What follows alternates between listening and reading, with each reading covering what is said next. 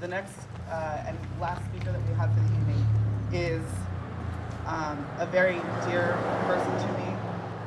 I call her Mom because she says you can never have enough gay sons. She is also my mentor, my friend, my everything. She's done so much for our community and for people all over the United States because she cares, because she has love in her heart. I'd like to introduce my friend, my mom, Patsy Montgomery.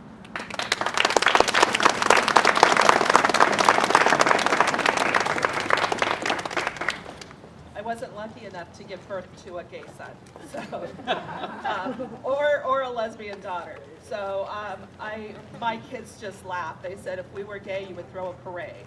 Because I said, it's okay, it's all right. They're going, I know, Mom. But tonight is about the young people have died that the media has been talking about why we gathered here tonight. We need to know that there are so many more who are silently killing themselves. And we need to step forward. We need to start calling bigotry and hatred when we see it. We need to speak up. When a pastor says, love the sinner, hate the sin, we need to just walk out of those churches. We need to find a faith community that will embrace us. I was a member of a faith community, so my children grew up having gay and lesbian Sunday school teachers at Holy Family Episcopal Church in Fresno.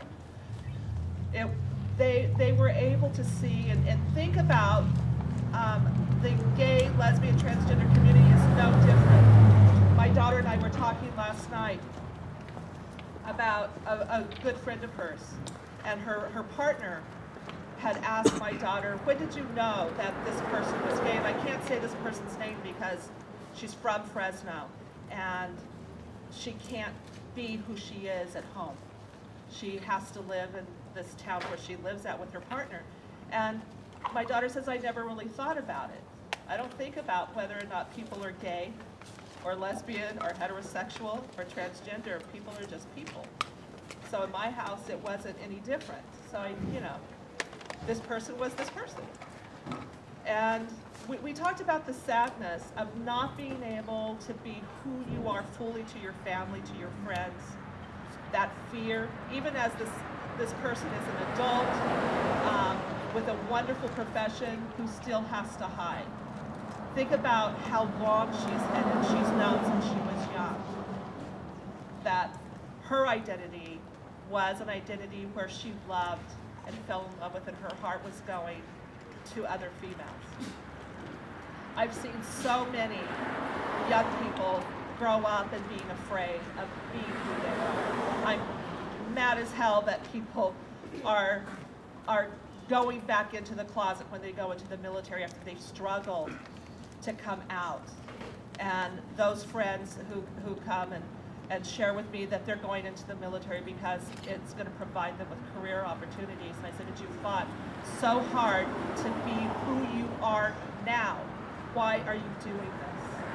I support your decision to have a career, but why should you have to hide who you are? You're an American.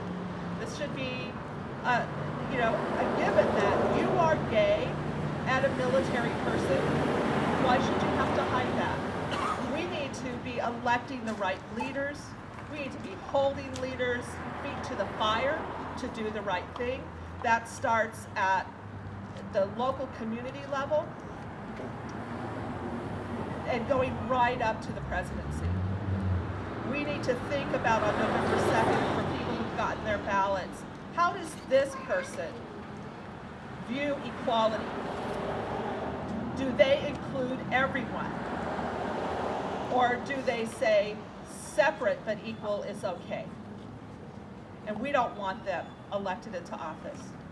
We need to create a movement that highlights and tells the stories of the people that we know who are killing themselves, and who are slowly dying and killing themselves. I have watched so many young members of the LGBT community over the years slowly kill themselves with drugs, with alcohol, with relationships that are destructive to them because they didn't love themselves or feel that they had the right to be loved. When I look out and I see the faces of just beautiful people who I've watched grow up, who, you know, Brandon, when I saw your first drag show and you just celebrated yourself. I still have the picture of that. So never show anybody. But it makes me smile because when you look at someone, but you were 13? Yeah, 13 years old and in drag and then I see him tonight and he's healthy and he's happy and my heart just fills and I think about all of those others like the Nathan in Kern County who felt that there was no hope and he took his own life. We need to reach out. We need to speak up. And we need to turn our backs on people who will not move. And if you have friends who go to Cornerstone Church, then you say to them, you know something? If you're out to them, say when you go to a faith community like that, you can choose to go to a faith community that worships Jesus Christ, that will embrace the gay community. That's who you need to go to. You need to try and talk to your pastor. I sat in a room with Pastor Franklin several times trying to talk about how do we define marriage. And all I kept hearing from him was love the sinner, hate the sin. And I said, you know how ugly that is. And when he took the lead on denying marriage and equality, equal rights to everyone, that showed his real color. I'm sorry, he's evil incarnate. All right? Yeah. And we need to call that one. When you get a candle tonight and you light it, and you share the light that's think about as it burns. Keep those your own prayers, whether it's to nature, whether it's to the four directions, whether it's to a goddess, whether it's to a Wiccan chief, or whether it's to Jesus Christ or Buddha or Muhammad. We need to know that evil still lives in the world today and it tries to take everyone down. And real evil only goes after the really good. And the really good, I mean, who we talk about as a person of faith, that each of us are created in God's image. That's who really evil wants to go after. And so we need to look at the angels who are among us. And the angels who are among us are members of the gay, the lesbian, the transgender community, communities that are being attacked. There were recently some bombings, a firebombing at a Planned Parenthood health center in Madera. And the evilness of these people, they were white supremacists who were leaving signs, and they were not only attacking the Muslim community, but Planned Parenthood, and I called Scotti because in the notes that they were leaving at our offices, they were attacking the gay and lesbian community as well, and I wanted to make sure that he was safe.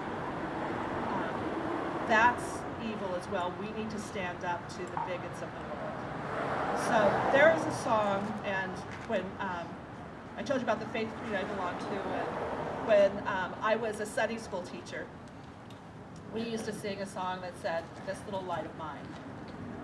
And when tonight, because as we mourn the loss of these lives that we gather here for, and we think about the other people, and young people and adults who we've lost, we also need to make sure that this light is about moving forward. It's about illuminating the world. It's about creating your own little light, and that you're going to make it shine for everyone to see. That all of us are created equal. All of us are, by whatever creator we believe in, are the perfect image of that creator. And so I'm a horrible singer, but I'm going to sing the song, My kids would always say, my husband said, please don't ever sing to our children. You'll make them turn away from music. But I sing with sincerity when I say, and you can join me if you remember this song or you know it. This little light of mine, I'm gonna let it shine. This little light of mine, I'm gonna let it shine. This little light of mine, I'm gonna let it shine. Let it shine, let it shine, let it shine. That's what I want you to think of. And we think of each of these souls we've lost and those who've gone before. We're gonna let this light shine. Thank you.